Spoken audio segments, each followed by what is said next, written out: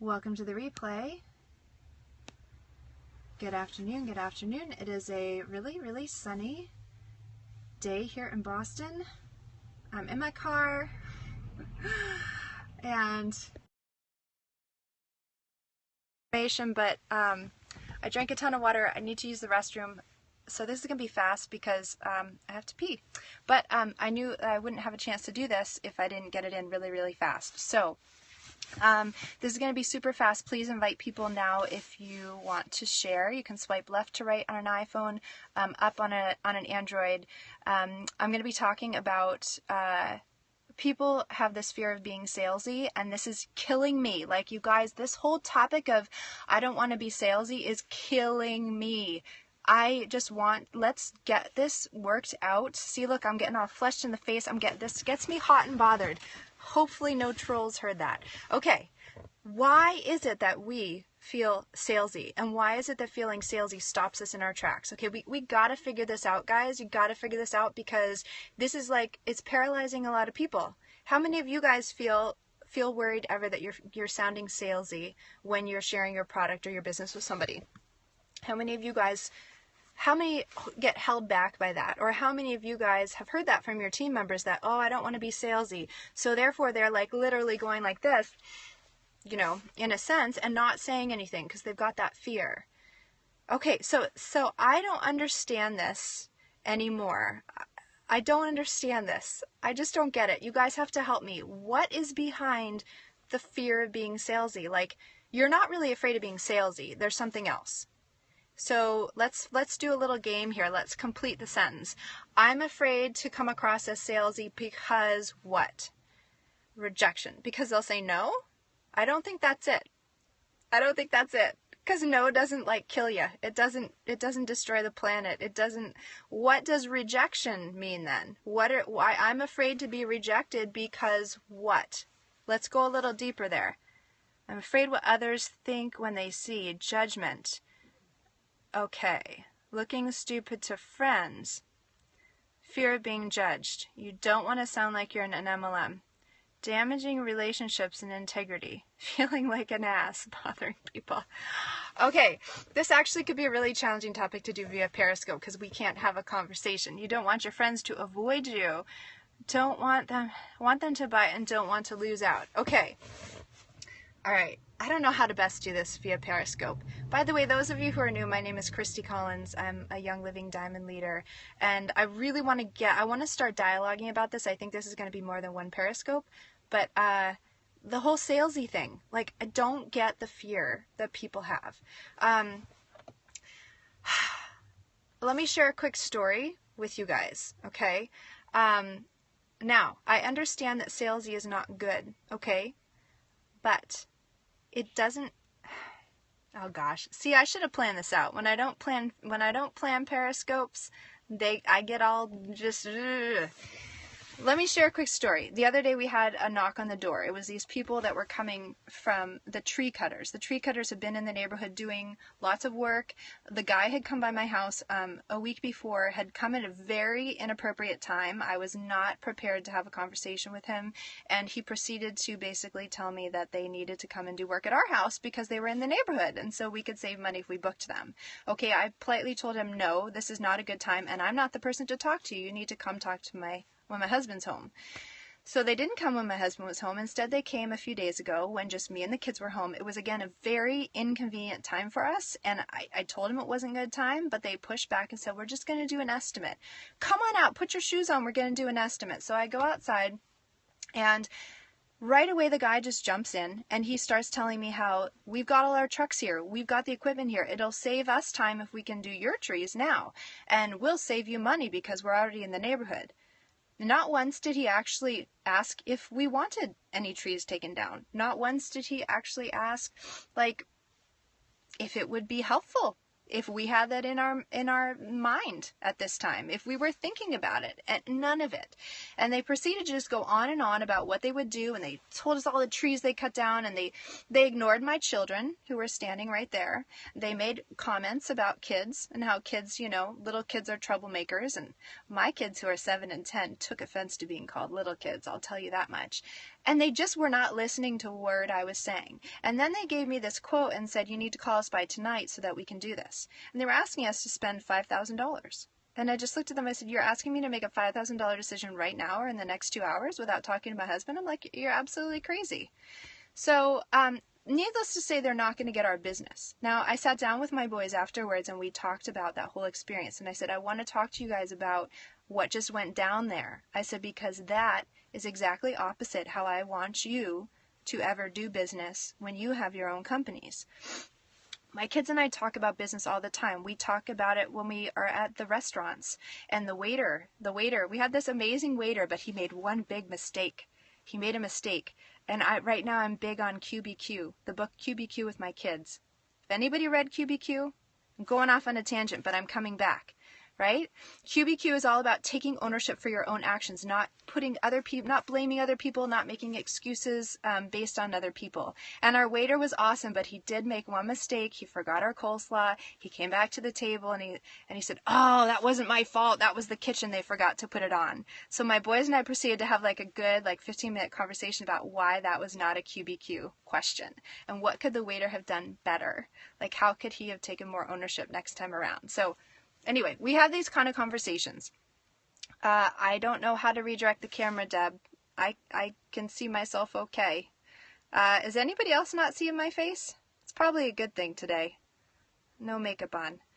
So, what I want to say to you guys is that, okay, thank you.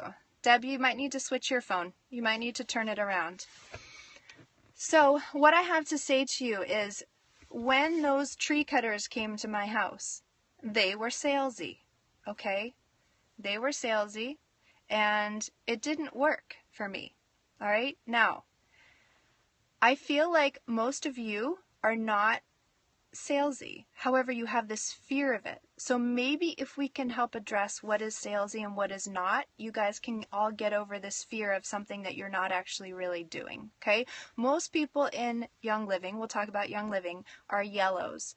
Their personality color is yellow, which means they're all about service and helping other people. So by your very nature, it's very difficult for you to be salesy. Like that's not in your nature. Your nature is to help people. So I want you all to just get over that, okay? Get over that. It's holding you back.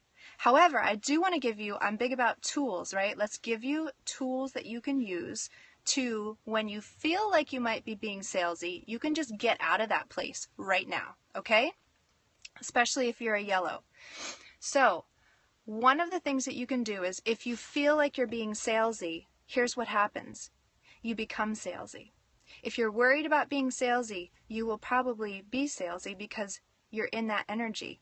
You're shifting out of your energy of being with somebody and being authentic with them, and now you're worried about what you're doing.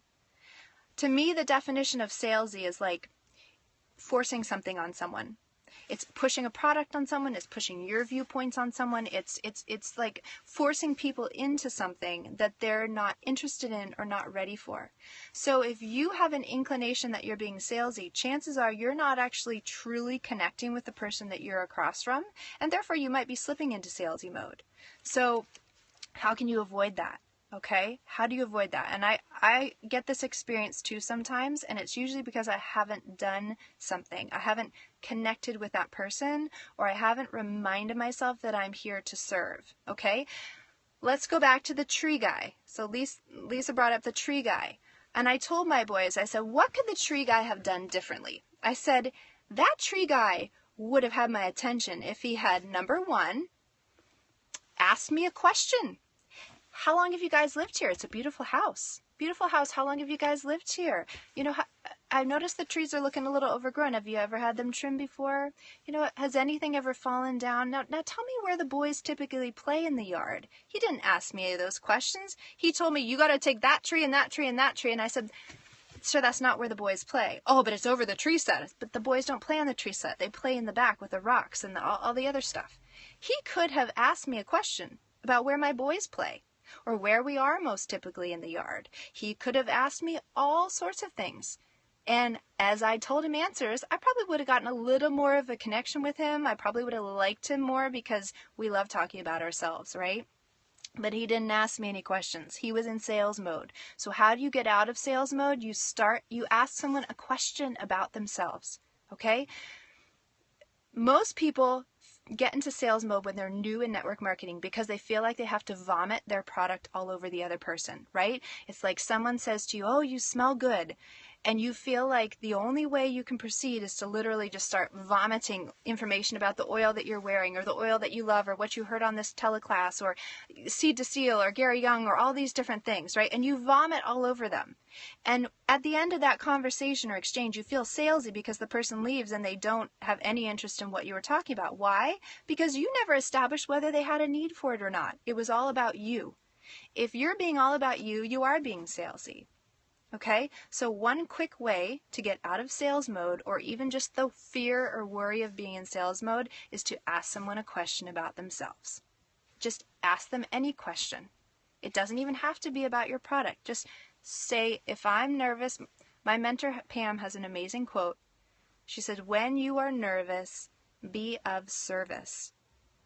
And I try to remember that because I get very nervous talking to people. So when I get nervous and I find like I'm trying to like have an agenda, I'm trying to like figure out my angle, figure out what I'm going to do, figure out what I can say. If I'm in my head trying to figure out what I'm saying, what I should be doing, how I should, what oil I should share with them, I'm not in my heart. I'm not being of service. I am trying to figure out my own salesy agenda. If I can let it go and say, how can I be present here for this person? What could I ask them? What could I ask them about? Anything. Their house, their family, where they grew up. Do they come to this place often? What are they doing this weekend? Anything at all. That gets me out of sales mode. Okay? So that's just a really quick tool that you can use to get out of sales mode or get out of the fear of being in sales mode. Okay? So, any questions before we hop off today? I know that's a very simple tool, but simple is effective. Simple is really, really easy. I'll give you an example. The reason I had somebody on my team today post about being at she was waiting at an office somewhere for an appointment, and somebody asked her how oh, you smell so good. And she was feeling, she said she was caught off guard. She didn't know what to say. And so she didn't really say anything, and she didn't have any samples, so she was just kind of like flustered about it. And I remember how that feels because I used to feel that same way. Someone would say, oh, you smell good, or oh, what are you putting on your wrist? And in my mind, like the wheels started turning, and I was like, oh my God, how do I do this? How do I help them sign up? And how will I get them onto Essential Rewards? And like I had all this pressure that I would put on myself to turn this conversation into the perfect sales opportunity. As soon as you go to that place, you're in sales mode. So what I told this woman is, what you could do is, if you don't have a sample, that doesn't matter. If you don't know a ton about essential oils, that doesn't matter. Ask the woman about her daughter. She had apparently a very cute little girl with her. How old's your daughter? What does she like to do? Hey, who are you seeing here at the office? Why are you here? Do you like coming here? Where does your daughter go to school? What do girls like to do these days? Like, what do 3-year-old girls, I don't know how old she was, what do 3-year-old girls like to do these days? Just any kind of question to get the conversation going and focused on that person. That immediately will take you out of sales mode. And then as she's talking, she's probably going to hear a few things and be like, oh, you're here because she, whatever, I don't know, bonked her knee or something. Oh, maybe would she like to smell my lavender? I don't know. It doesn't really matter. The point is that to shift out of sales mode, you go into question mode. You go into authentic. I see you as a person, and I'm going to just be here with you without an agenda. Okay? So a couple of questions came in and I missed them because I got off on a little tangent.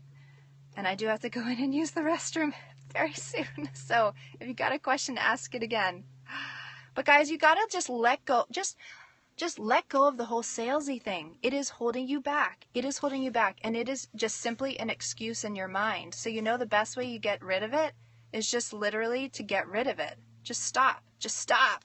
Just stop buying into the excuse that you are going to turn people off because you're being too salesy. So what? So what if you're salesy a few times, right? Well, you're learning this, right? You're gonna turn people off. You're gonna be rejected. You're gonna have friends who aren't gonna like what you're selling. You're gonna have all those things are gonna happen. So you may as well just get over it and just have it happen to you and realize that the world does not explode. You don't explode. It's all okay. So somebody asks, what do you do if they say you smell good? I say, oh, thank you. I had this happen once actually at a rock climbing place, and she said, you smell so good. I said, oh, that's interesting. And I said, well, what do I smell like? Because I never know what people are smelling. She said, oh, you smell like this perfume I used to have with geranium and something in it. I said, oh, that's my deodorant. I use oils for deodorant. But then I immediately start asking her, oh, tell me what you liked about that perfume that you had. Do you wear it anymore? Where was it from? We just got into a conversation from that. And then how do you follow up without being salesy? To me, if I don't follow up, I'm not helping them, right? I feel like every time you have an interaction with someone where they ask you about your product, if you don't follow up, you're doing a disservice to them, right? Because you're never giving them the chance to say yes or no. So typically what I do, I'm always trying to invite people to things and trying to figure out what might be the best way for them to learn about. If they're interested in essential oils, what's the best way? And the only way I really know that is to talk with them a little bit and ask them a few questions. And then I just simply invite them.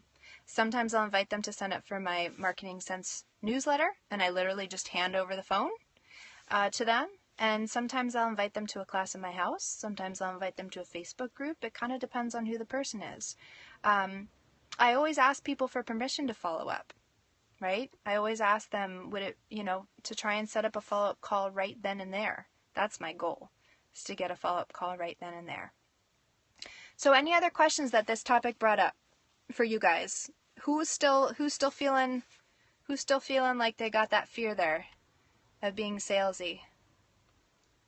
Who's still got it? All those yellows out there. You guys are not salesy. You might be vomiting oils all over people, and that's okay. All right, so Doll Wellness, where is it coming from? Where is the fear of salesy coming from for you? You don't want to follow up too quickly. So ask them, when would you like me to follow up with you? That's what I say to people. If I'm scheduling a call with somebody who's brand new to the team, I'll say, when would you like to set up your welcome call? Do you want it next week? 2 weeks? How much time do you want with your kit before we talk, right? You just ask people. I am a huge fan.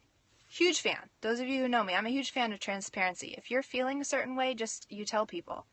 If you're feeling nervous at the end of a class where you're about to share the different kit options, tell people.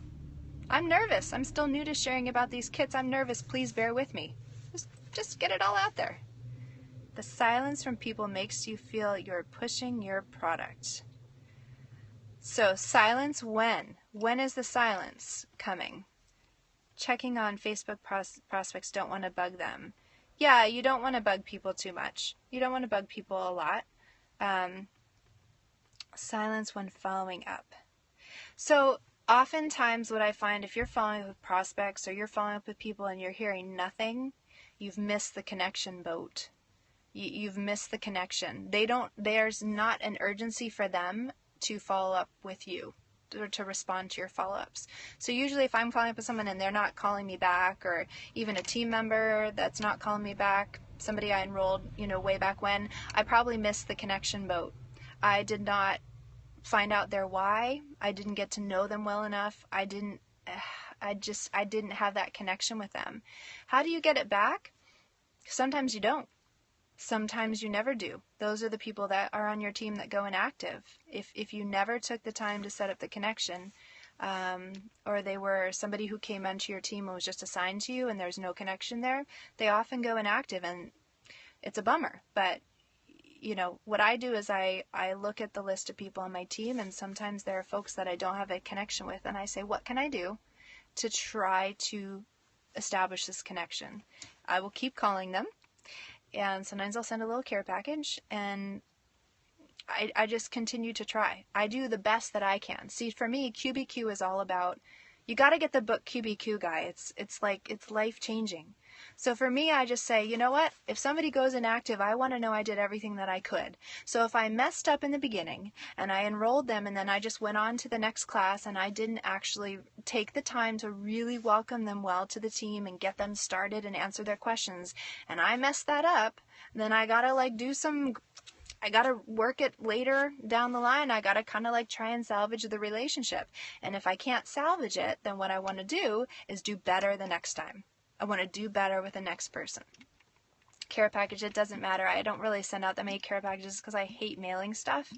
You could send anything. You could send a card. You could send a card and spray some oils on it. You could send a little envelope with a Super C tablet and a thieves lozenge. It doesn't really matter. It's just, for me, I sent care packages out a while back to just as a last-ditch effort. And I have to say, when I went to call some of those people that I'd never gotten in touch with, I got in touch with some of them. They picked up my call. And I think it may have been because of the care package. QBQ is a book that every single person in this world needs to read. QBQ by John Miller. Go get it on Amazon.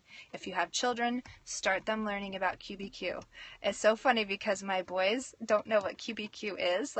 Everyone in my family keeps saying, Mom, what does QBQ stand for? I'm like, it doesn't matter. We're just going to learn the concepts. When you're older, you'll get the descriptions. So, all right, guys, what I'd like for you to do, your homework for this Periscope, is to go journal about why you feel salesy. Go write down, I don't want to be salesy because I'm afraid that this will happen. And then once you get that part, maybe you're afraid of being rejected. Then your next thing is to say, I'm afraid of being rejected because this. Keep on drilling down to those. Find out what your worst case scenario is. And then I want you to look at whether that's really realistic at all. Right? You may be worried about something that A, will never happen, or B, even if it does happen, it doesn't mean anything. It's no big deal. The second thing I want you to do is I want you to take notice of when you are in a situation that makes you feel like you're going into sales mode. You just need to build some skills around this. When you find a pattern, you're going to find a pattern about it. You may need to build skills on asking people questions. You may need to build skills on how do I hand over my phone and ask somebody to sign up for my newsletter. You may need to build skills in inviting someone to an event that you're having. Okay? So for some of you, getting over the fear of being salesy is just developing some of those basic skills. And so if you can identify those situations where you feel most salesy, you will be able to say, okay, what skill did I need to build so that in that situation, next time, I will have a different feeling. I will be able to approach it differently. Okay? All right, guys, I gotta go pee. I'll talk to you later. Have a great day. Bye.